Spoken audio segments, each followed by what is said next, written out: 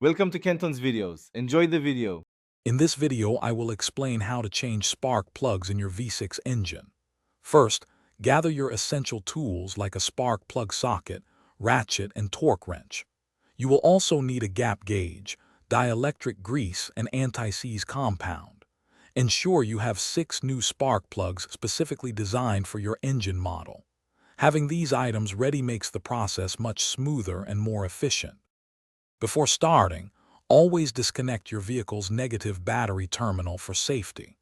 Next, carefully remove the air intake system to gain clear access to the engine's spark plugs. You will then need to unclip and remove the ignition coil packs, which are located directly over each spark plug.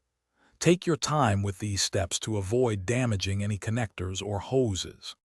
With the coil packs removed, use your spark plug socket and ratchet to carefully loosen and extract each old spark plug. Before installing new ones, check the gap on each new plug using a gap gauge. It should be set to approximately 0.054 inches. Apply a small amount of anti-seize to the threads and dielectric grease inside the boot of each new plug. Then, hand tighten them before using a torque wrench.